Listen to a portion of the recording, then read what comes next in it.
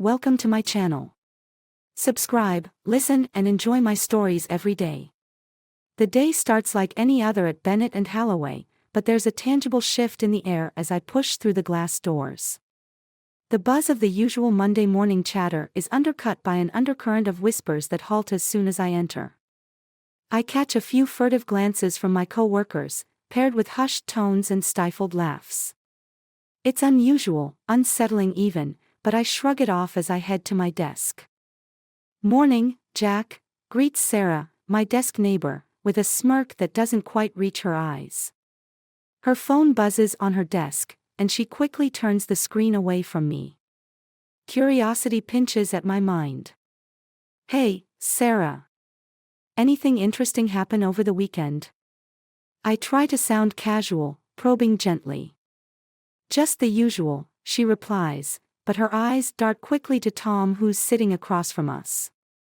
Tom, who usually greets me with a booming joke or a friendly pat on the back, merely nods and quickly looks down at his papers. Something is definitely off.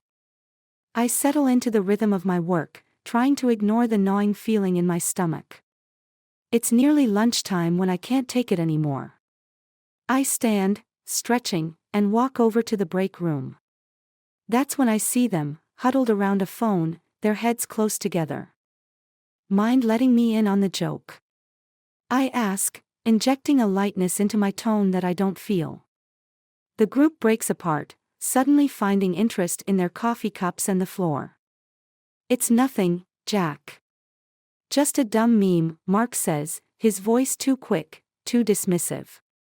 But it's Mike, who's never been good at holding back, who slips up as he walks by me, murmuring just loud enough for me to hear, "Should have kept a closer eye on the home front, huh?" His words hit like a freight train. What was that supposed to mean?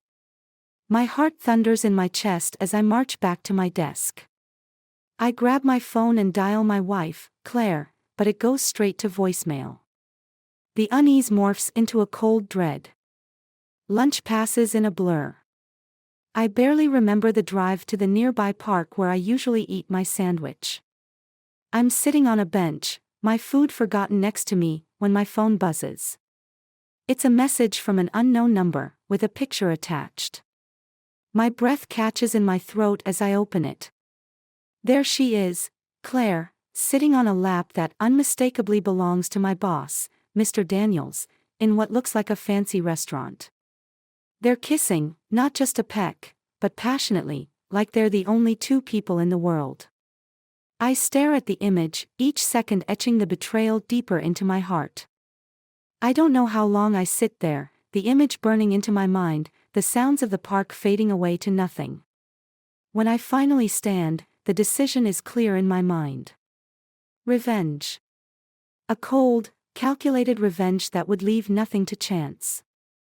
I drive back to the office, my facade perfectly in place. I greet everyone with a smile, ignoring their confused whispers. Inside, a plan begins to form, a plan so meticulous it scares even me. But it doesn't matter. They crossed the wrong man. I will carry this through to the end. And here's what it was like. By the time I return to the office on Tuesday, I've hatched a plan that plays continuously in my mind, each step sharpened to precision. My calm demeanor is a mask that hides the storm raging within. Today, I'm not just returning to work, I'm launching my counterattack. As I step through the doors, Lisa, our receptionist, gives me a sympathetic smile, one that's different from the veiled amusement of yesterday. "Morning, Jack. Coffee?" she offers, her voice laced with genuine concern. "Thanks, Lisa. That'd be great," I reply, mustering a smile. Lisa has always been straightforward, a quality I now find invaluable. As the morning unfolds, I begin enacting my plan. I start by casually dropping by Lisa's desk under the pretense of picking up my coffee. "You know, Lisa, I've been thinking of expanding my network a bit. Any thoughts on who might be good to connect with? Maybe outside the company?" I keep my tone light, probing. Lisa glances around, lowering her voice. Are you looking for opportunities, Jack? Because if you are, I might know someone. But it's outside the industry. That's exactly what I'm looking for, I whisper back, my mind noting the potential ally in her. Thanks, Lisa. Throughout the day, I pay close attention to the reactions of my colleagues, identifying who might be sympathetic to my cause. During a routine meeting, I carefully observe Diane, one of our senior managers known for her fairness and dislike of office politics. She seems to be one of the few who hasn't been amused by the rumors swirling around. As the meeting breaks up, I catch her before she can leave the room. Diane, can I get your advice on something? It's a bit sensitive, and I need someone with your discretion. Diane studies me, her eyes sharp. Let's talk in my office, she suggests. Once the door closes behind us, I lay it out plainly, omitting the more vengeful aspects of my plan. I came across some unsettling news about someone close to me and a higher-up. I'm not sure how to proceed without causing more trouble for myself. Diane listens, her expression unreadable. Jack, I'm sorry you're dealing with this. It's tricky, but you need to be careful. Office dynamics are volatile. I suggest gathering more information before making any moves. And whatever you do, make sure you're covered legally. I nod, grateful for her advice but determined to follow through with my own, darker strategies. Leaving Diane's office, I feel a new sense of determination. My next step involves a bit of subterfuge, gaining access to certain emails that might shed more light on the relationship between Claire and Mr. Daniels. It's risky, but necessary. I wait until the office quiets down late in the afternoon, then make my way to the IT department. Kevin, the junior tech, is still at his desk, headphones on, immersed in his work. Hey, Kevin, I greet him, keeping my voice friendly. Got a minute? He looks up, pulling off his headphones. Sure, Jack, what's up? I need a favor. I think my email's been hacked. I'm missing some important messages, I lie smoothly. Can you check it out for me? Maybe see if there's been any unusual access. Kevin nods, his face serious. I can do that. Let's take a look. As he types away, I watch keenly, looking for any sign of Claire or Mr. Daniels in the email headers flashing by. Kevin is too focused to notice the intensity of my scrutiny. Looks like everything's in order here, he finally says, oblivious to the storm he's just helped fuel. Thanks, Kevin. Let me know if you find anything else, I say, turning to leave, a plan forming about how to use this information to my advantage. As I walk back to my desk, the pieces of my plan begin to fall into place.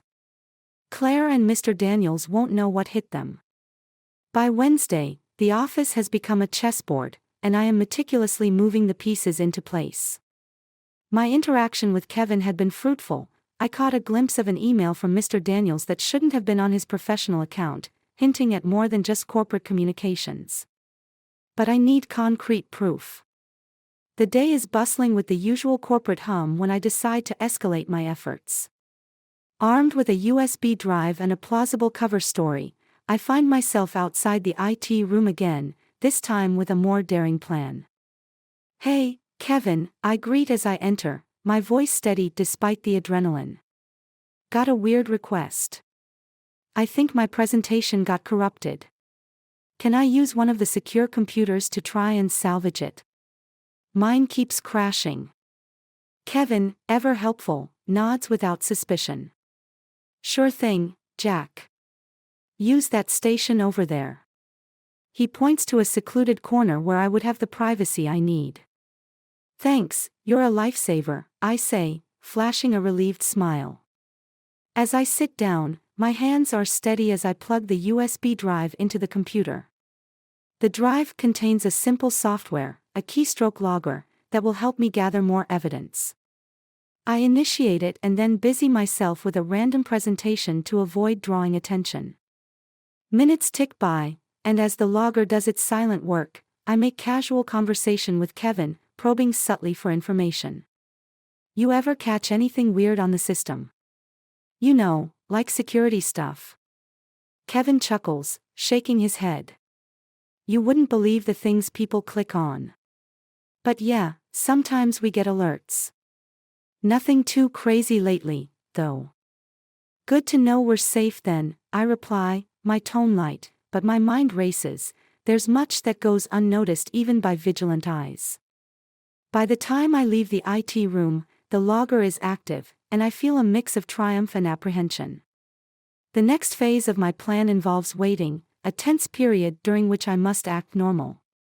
Back at my desk, I keep my head down, focusing on my work while my mind keeps returning to the potential fallout of my actions. It's mid-afternoon when my phone vibrates with a notification from the logger. Bingo. I excuse myself and head to the restroom where I can check the update in privacy. The logger has captured a string of emails between Mr. Daniels and Claire, their tone unmistakably intimate and plans explicit. My heart pounds, not just with the betrayal, but with the ammunition now at my fingertips. I return to my desk, a fake calmness plastered over my inner turmoil. Before the end of the day, I send a coded message to my personal email with the damning evidence, ensuring no direct trail leads back to me. At home that evening, I sit in the dim light of my living room, reviewing the captured emails. The pieces of my revenge are aligning, each one slotting into place with a satisfying click. I draft an anonymous message to Mrs. Daniels. She deserves to know, and it serves my purpose, disruption. The email is simple. Thought you might want to see how your husband spends his evenings. Attached are the emails, scrubbed of any trace that could lead back to me. I hit send, feeling a surge of cold satisfaction mixed with a twinge of remorse for the collateral damage. But it's too late for second thoughts, the dice are rolled. As I turn in for the night, my phone lights up, a message from an unknown number. We need to talk. No name, but I know it's from Mr. Daniels. The game is truly on, and I'm ready for the next move. The office will never be the same, and neither will I. Thursday dawns with a tension that feels almost palpable as I enter the office. I know the email to Mrs. Daniels would have reached her by now, and I brace for the impact. The usual morning greetings are subdued, the air is thick with unspoken questions. But nothing prepares me for seeing Mrs. Daniels storm through the office doors. She's a tall woman, regal even in her rage, her eyes scanning the room until they lock on Mr. Daniels emerging from his office.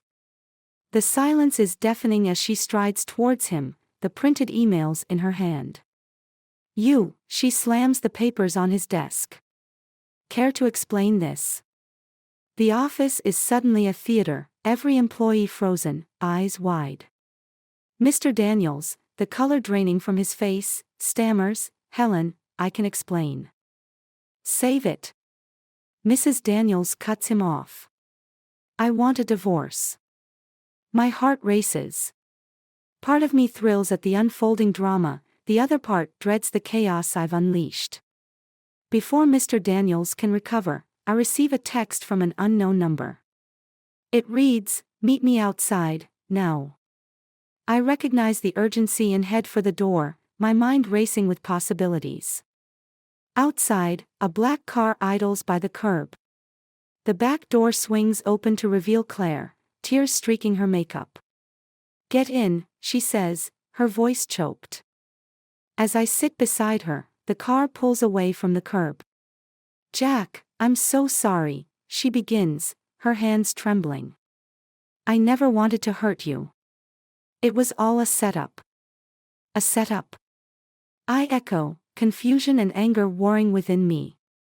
"Yes," she sniffles. "Mr. Daniels, he's been embezzling company funds. When I stumbled upon the evidence, he threatened me. He said he'd ruin us unless I helped discredit him, to throw off suspicion. So you staged those moments with him." I struggle to process the revelation. She nods. "I didn't know what else to do. But I never expected it to go this far." I sit back, the pieces clicking into place. yet the picture they form is grotesque. And the photos? A desperate act, she admits. To push you to act, to dig deeper. I thought if you started investigating, you'd uncover the embezzlement instead. The car stops, and she hands me an envelope. Here's everything I know. Take it to the police.